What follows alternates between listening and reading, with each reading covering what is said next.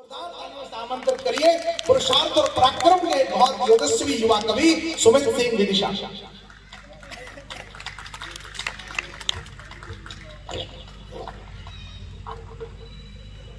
बहुत अच्छे नितिन जी।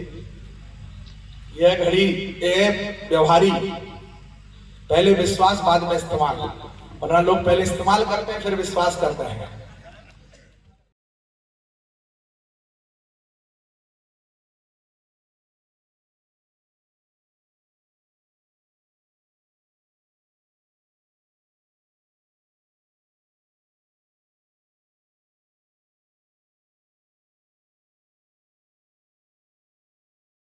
लेकिन व्यवहारी के कुशल उद्यमी लोग जोखिम लेना और निवेश करना जानते हैं। बहुत अच्छे, प्रणाम नितिन जी आपको। मां शारदे के पावन पुनीत मंच को प्रणाम करता हूं। आज मंच पे आदरणीय बाबूजी की उपस्थिति होती है, उनके चरणों में सादर प्रणाम।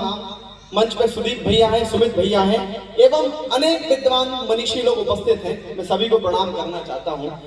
ये अद्भुत कवि सम्मेलन राष्ट्रीय कवि संगम के तत्वाधान में आयोजित है। राष्ट्रीय कवि संगम का एक नारा है कि राष्ट्र जागरण धर्म हमारा। और राष्ट्र की बात मैं करूंगा, सबसे एक मुक्तक पढ़ना चाहता हूं कि आपके ऊपर जीवन में कितनी भी साजिशें हों या इस देश के ऊपर कितनी भी साजिशें हों, अगर हमारे इरादे नेक हैं तो हम ना हम झुक सकते हैं ना इस देश का तिरंगा झुक सकता है। मैं एक मुक्तक पढ़ता हूं, एक बार आप अभिषेक कर दीजिए, आगे से लेकर पीछे जाइए।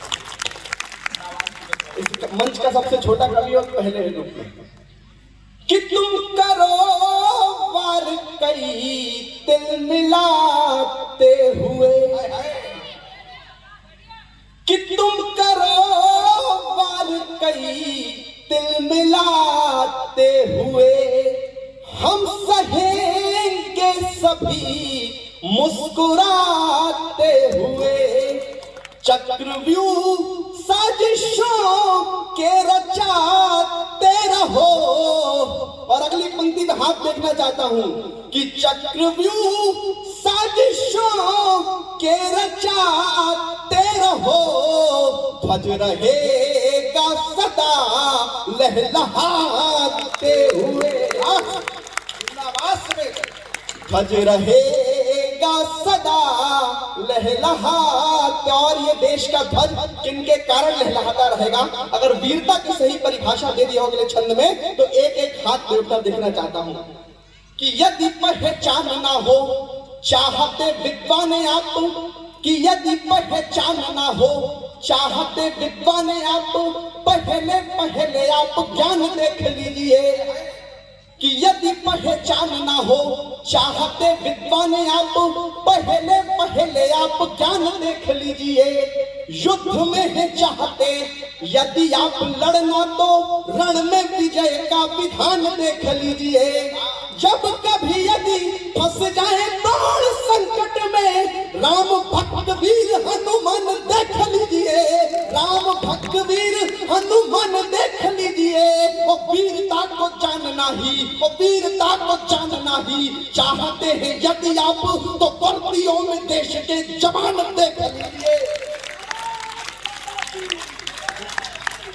समय जिंदाबाद। वाह वाह वाह वाह वाह वाह वाह, अप्रतिम, सुंदर सुंदर सुंदर भाई। वर्दियों में देश के जवान देख लीजिए। और साहब ये देश में जवान बनता कौन है? हमारे ऊपर अलग अलग प्रकार का रंग चढ़ता है, किसी के ऊपर कोई सा रंग चढ़ता है, किसी के ऊपर कोई सा रंग चढ़ता है, लेकिन मैं बताना चाहता हूं कि आखिर वो कौन सा रंग है जिसके कारण हम देश के जवान बन जाते हैं। कि जब कभी लग जाए यदि रंग कृष्ण का तो, कि जब कभी लग जाए यदि रंग कृष्ण का तो, कोई यहाँ मेरा रस खान बन जाता है। कि जब कभी लग जाए यदि रंग कृष्ण का तो, कोई यहाँ मेरा रस खान बन जाता है। राम जी का रंग लग जाए यदि रोम रोम, तो कोई यहाँ तुलसी महान बन जाता है। मित्रता पवित्रता के रंग में रंगे यदि तो, कोई कृष्ण सुदामा के समान बन जाता है, कोई कृष्ण सुदामा के समान। भारत माता की। कि जब कभी लग जाए यदि रंग कृष्ण का तो कोई यहाँ मीरा रस खान बन जाता है। राम जी का रंग लग जाए यदि रोम रोम तो कोई यहाँ तुलसी महान बन जाता है। मित्रता पवित्रता के रंग में रंगी यदि तो कोई कृष्ण सुदामा के समान बन जाता है। और लग जाए जब कभी यदि रंग देश का तो कोई यहाँ देश का जवान बन जाता है। तो कोई यहाँ देश का जवान बन जाता है। रामायण की बात हुई, रामचंद्र की बात हुई। एक किरदार सबरी का था और एक किरदार राम जी का। उन्होंने झूठे बेरों को चुना। कई लोगों ने अपने अनुसार अपने प्रकार से लिखा। मैंने भी उस पर अपने विचार कुछ लिखना चाहा। मैं चाहता हूं कि सत्य चुनता सदैव नीति वाली रीति ही है। नीचता सदैव द्रोह पैर चुन लेती है। आखिर कौन क्या चुन लेता है साहब? जीवन में सबके पास अपने विकल्प होते हैं, लेकिन हम क्या चुनते हैं? कि सत्य चुनता सदैव नीति वाली रीति ही है।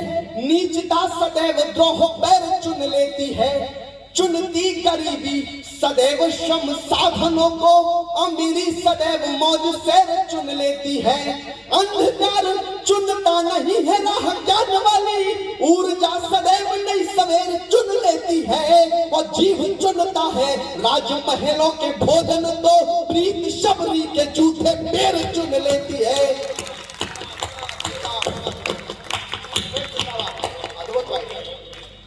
जीव चुनते है राजमहलों के भोजन तो प्रीत शबरी के जूठे पैर चुन लेती है। और जीवन में कई प्रकार के रस होते हैं। जीवन में कभी हंसी की जरूरत होती है, कभी जीवन में प्रेम की भी जरूरत होती है और कभी कभी अंगार की जरूरत भी होती है। लेकिन अगर सभी रसों का समावेश हमारे भीतर होता है तभी आखिर जीवन सार्थक बनता है। तब पढ़ता हूं कि अगर स्वाभिमानी व्यक्ति के अस्तित्व में आँच उठे तो उसको क्या धारण करना चाहिए? कि मेरे पास भी है सुकोमल सा हृदय, कि मेरे पास भी है एक सुकोमल सा हृदय। थाम उसे कभी कभी रागी हो जाऊंगा। दुनिया लगेगी जब कक्ष मोहमाया की तो छोड़ सारे सुख में बैरागी हो जाऊंगा। पढ़ने लगा यदि महत्वाकांक्षा का घर, त्याग सब स्वार्थों को त्यागी हो जाऊंगा। पर हुआ युद्ध यदि कभी देश के विरोध, सौगंध महादेव की मैं बागी हो जाऊंगा। मैं प्रणाम करना चाहता हूं, सौगंध महादेव की मैं बागी हो जाऊंगा। और एक रचना पढ़ना चाहता हूं कि आखिर इस देश पे क्यों गर्व है, क्यों इस देश पे स्वाभिमान है। इस रचना को अगर ध्यान से सुन लिया आगे से लेकर पीछे तक तो एक बात का विश्वास देता हूं कि इस माहौल का तापमान बढ़े चाहे ना बढ़े, लेकिन इस रचना को जीने के बाद आपके रक्त का तापमान बढ़ा के जरूर दिखा दूंगा। एक बार आपकी तालियां मुझे अभिषेक कर दे। इस रचना को पढ़ना चाहता हूँ। पानी पी पी करके घुस रहा है भाई। अच्छे इसमें कुछ है क्या विशेष? कि आखिर इस देश पे क्यों गर्व है? हमने हिंदुस्तान जिंदाबाद कहा, भारत माता की जय कही, इतने नारे लगाए।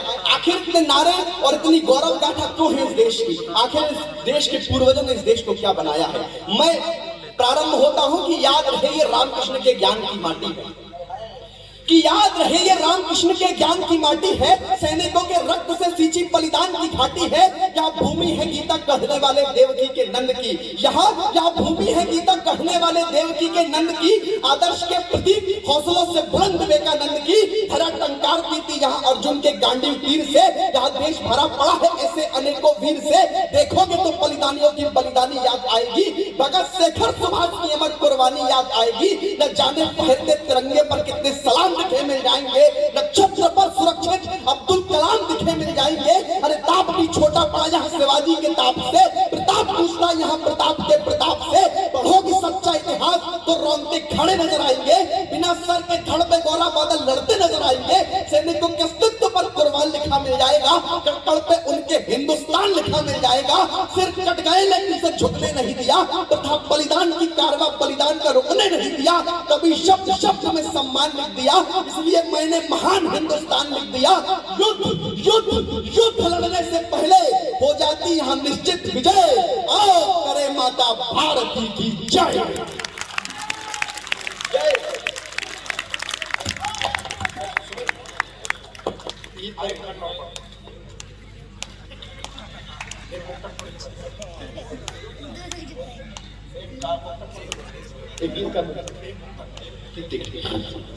और अंतिम मुक्तक पढ़ना चाहता हूं अपना।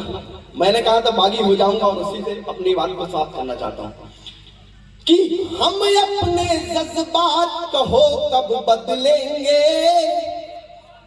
हम अपने जज्बात कहो कब बदलेंगे, अपनी झूठी बात कहो कब बदलेंगे, हम अपने जज्बात कहो कब बदलेंगे, अपनी झूठी बात कहो कब बदलेंगे, शहरों को तो चकाचौंध से भर डाला, गाँव के हालात कहो कब बदलेंगे, गाँव के हालात कहो कब बदलेंगे। बहुत बहुत धन्यवाद।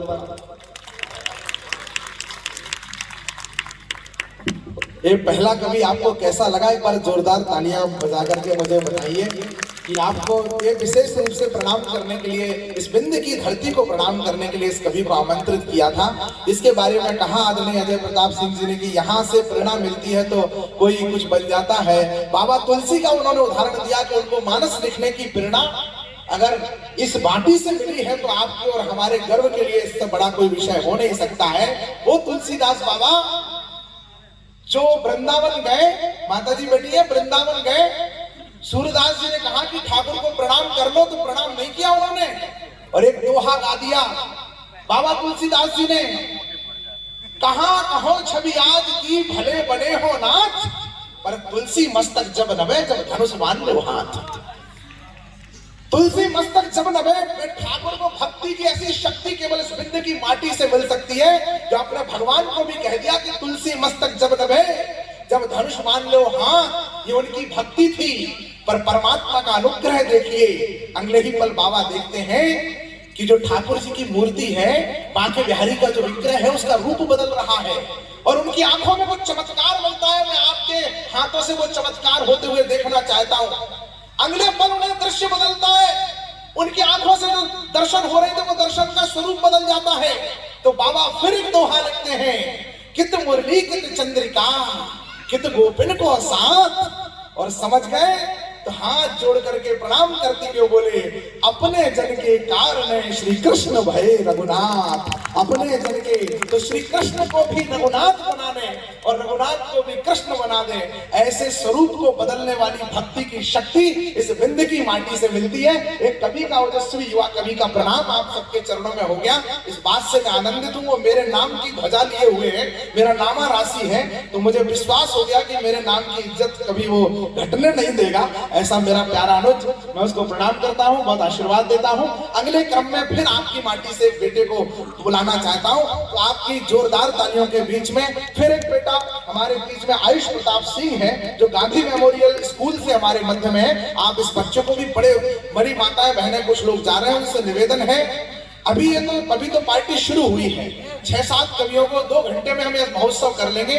आपने रोज एकता कपूर के सीरियल देखने ही है, आज ये सीरियल आप लोगों के सामने। एकता कपूर को समझते हैं ना आप लोग? वही एकता जिसने घर घर में बताया कि घर घर की एकता को कपूर की तरह कैसे जलाना है।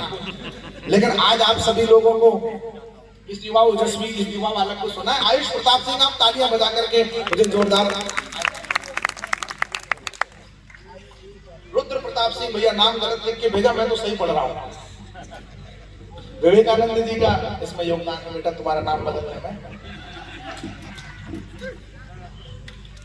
सर्वप्रथम मैं सभी अतिथियों एवं सभी कविगण का हार्दिक अभिनंदन करता हूँ एवं कोटि कोटि नमन करता हूँ। ये माइक वाला भी इस विश्वास के साथ बैठा है कि ये कभी हमने माइक से। मैं रुद्र प्रताप सिंह गांधी मेमोरियल स्कूल से कक्षा 8वीं का छात्र हूँ। आज मुझे अपनी कविता प्रस्तुत करने का अवसर मिला, इसलिए मैं सभी को अपना आभार प्रकट करता हूँ। समय न व्यर्थ करते हुए मैं अपनी कविता प्रस्तुत करने जा रहा हूँ। जैसे नारी को नारी ना कहो, नारी गुड़ की खान है। नारी को नारी ना कहो, नारी गुड़ की खान है। नारी से नर होता है, ध्रुव प्रहलाद समान है। नारी सम्मान है पिता का, गौरव है अभिमान है। नारी सम्मान है, पिता का गौरव है, अभिमान है। गुड़ की गाहक अब गुड़ की नासक, नारी राधा मीरा समान है, नारी राधा मीरा समान है। इसलिए कहता हूँ बंधु, नारी को नारी ना कहे, नारी गुड़ की खान है। सहनशीलता धीरज कोमलता, सहनशीलता धीरज कोमलता, नारी धरती माँ जैसी। त्याग समर्पण स्नेह प्यार में मीरा यशोदा द्रौपदी जैसी, मीरा यशोदा द्रौपदी जैसी। इसलिए कहता हूँ बंधु, नारी को नारी ना कहे, नारी गुड़ की खान है। सम्मान मिले अगर नारी को तो, सम्मान मिले अगर नारी को तो, इतिहास नया रच जाती है। जीजाबाई जगनानी बन भगत चंद्रशेखर से फौलाद जमी पे लाती है, फौलाद जमी पे लाती है। पर बात मान पर आ जाए तो, पर बात मान पर आ जाए तो, फिर नारी रणचंडी समान बन जाती है, फिर नारी रणचंडी समान बन जाती है। इसलिए कहता हूँ बंधु, नारी को नारी ना कहे, नारी गुड़ की खान है। धन्यवाद सभी का। बहुत बहुत धन्यवाद। इसको माला विजय शुक्ला जी पहनाएंगे, इस बालक का उत्साहवर्धन करेंगे। एक बार ये नारी स्त्री शक्ति की इतनी महिमा उसने गाई, भगवान इसे अगले जन्म में एक नारी के गर्भ से जन्म दे, एक अच्छा बालक बनाए। आप लोग भी कुछ अलग ही समझ लेते हो। नारी की महिमा इसने गाई लड़के ने, रुद्र प्रताप सिंह ने। तो नारियों के बगल में बैठे हुए उमेश लखन के चेहरे पर तनाव बढ़ गया। ये आदमी स्त्रियों का गुणगान सुन नहीं पाता है। जब भी कहीं स्त्री महान, नारी महान तो कहता भाई साहब हम लोग क्या कम महान हैं। तो प्रियंका राय ने समझाया कि देखो हम स्त्रियों को भगवान ने अपने हाथों से बनाया है। तो ये मासूमियत से बोला हम लोग के गूगल से डाउनलोड हो जाते हैं। मैं कहता हूँ स्त्रियां भी महान हैं, पुरुष भी महान हैं, दोनों ही महान हैं। दोनों का अपना योगदान है इस देश के लिए, समाज के लिए। मैं दोनों की महानता को प्रणाम करते हुए अब मैं कवि को आपके बीच में बुला रहा हूँ, जिसका परिचय मैंने कहा कि बघेली हास्य का एक बहुत जादूगर कवि है। 3-5 को बघेल खंड में, विंध्य प्रांत में कहीं भी परिचय कराने की भूमिका नहीं है। मैंने आज तक नहीं देखा, लेकिन वो वीडियो इतने मेरे पास आए और इतने चर्चित हैं ये लोग। जहां कहीं भी ये पूरे 3-5 की वो टीम मेरे पास साथ होती है किसी कवि सम्मेलन में, तो अद्भुत ही जादू होता है। आज उमेश लखन हमारे बीच में, मेरे बहुत प्यारे अनुज हैं। मैं राम की धरती से आया हूँ और लखन को बुला रहा हूँ और यहाँ व्यवहारी में बुला रहा हूँ। तो कैसा व्यवहार करना चाहिए यह मुझे व्यवहारी को नहीं बताना।